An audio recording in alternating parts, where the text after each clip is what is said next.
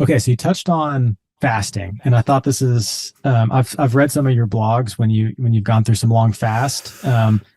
Do you mind kind of telling us about that experience and maybe what you recommend maybe for some of your trainees and lifters and everything? Yeah, so I think fasting is a really good um, discipline, and not to sound like the fitness gurus that talk motivation and discipline, right?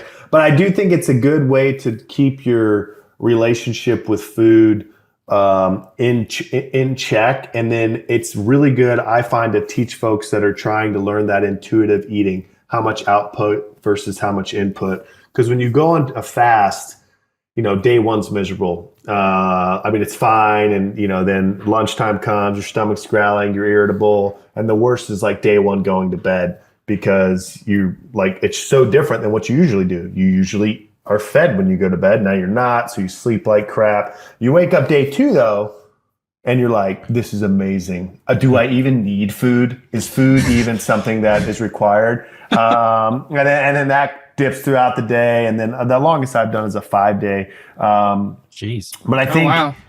yeah, but I think it's a good way for people to, it kind of like resets, what they think they need to eat. Cause it is kind of amazing, here we are, most of us eating 3 meals a day, like just like clockwork, like actually literally like clockwork because Mm-hmm. it's morning. So here's my muffin and my whatever.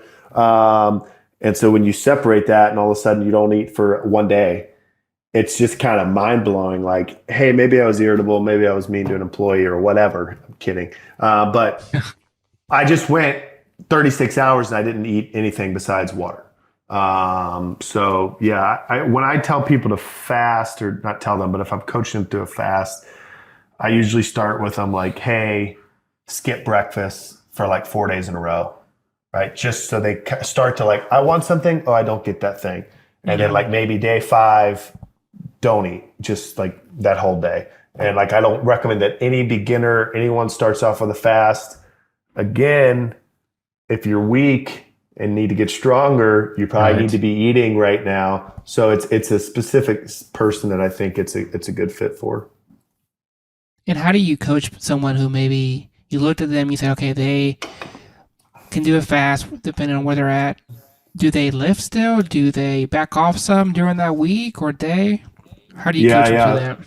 So I like them to lift during the fast. I like to say when you fasted, you can handle a lot of intensity, but you can't handle much volume, right? So Mm, intensity, weight on the bar relative to my 1 rep max, volume, total tonnage. So like intensity might be a set of three, right? That's very heavy relative to my 1 rep max versus a set of 5 by 5 that's 80% of my 1 rep max.